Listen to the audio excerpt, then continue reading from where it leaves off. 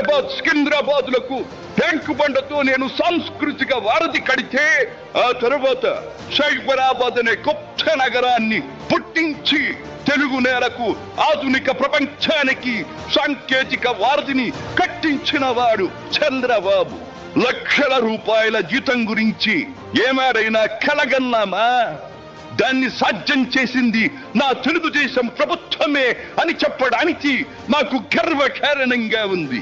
డ్వాక్రా సంఘాలతో నా ఆడపడుచులు సాధించిన ఆర్థిక స్వాతంత్ర్యం చూసి నాకు సంతృప్తిగా ఉంది.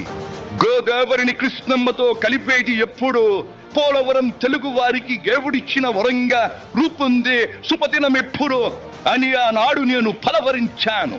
పట్టిసీమతో ఒకటి నెరవేరింది. పోలవరం పూర్తితో మరొకటి ఇంకా 2 ఏళ్లలో నెరవేరబోతోంది. రెక్కలు ముక్కలు చేసుకున్న డొక్క సగం నిండని పేద ప్రజానీకారికి ఇంత ఆదరవు కల్పించడానికే ఆనాడు కిలో 2 రూపాయల బియ్యం పథకం పెట్టాను. అటువంటిది P4 కార్యక్రమంతో పేదకు పేదరికం నుండి విముక్తిని కలిగించి బంగారు కుటుంబంగా తీర్చిదిద్దే చంద్రబాబు ప్రణాళిక అహో అద్భుతం, మహాద్భుతం. శాతవాహన సామ్రాజ్యానికి ఒకప్పటి రాజధాని నగరంగా బాసిల్లిన అమరావతి పేరిట నేడు నిర్మాణం జరుపుకుంటున్న ఆంధ్రుల రాజధాని నగరం దేవేంద్రుడు సైతం అసూయ పడేలా, మయూరి సైతం అప్పుల పడేలా రూపుదిద్దుకోవాలని మనసారా దీవిస్తున్నాను. క్రమశిక్షణాపూరితమైన అభ్యుదయ సమాజ నిర్మాణ శక్తిగా యువతను మలచడం కోసం ఆనాడు నేను కలను కన్నాను.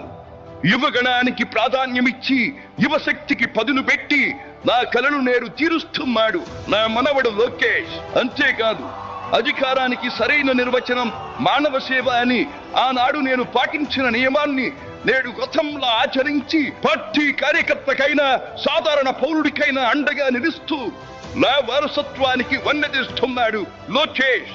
గగనసీమ నుండి ఇది చూసి అయ్యారే ఫలా ఫలా మనవడా ఫలా అని మురిసిపోతోంది నా మనస్సు. ఈ దేశం మనది, దేశ సమైక్యతే మా సిద్ధాంతం, మా రాష్ట్రాభివృద్ధే మా దేశాభివృద్ధే మా లక్ష్యం అంటూ ఆనాడు నిత్యం నినదించేవాడి.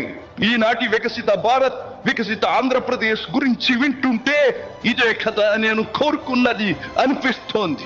చివరిగా ఒక్క మాట, చెరుగు నేల నలు చెరుగుల పాడి పంటలతో పారిశ్రామిక వికాసంతో పరవశించాలని, తెలుగులాట ప్రతి ఇంట నిత్య వసంతాలు చెందాలని, ప్రజల కోసం అంకిత భావంతో ప్రభుత్వం చేస్తున్న కృషి ఫలితం కావాలని ఆకాంక్షిస్తున్నాను.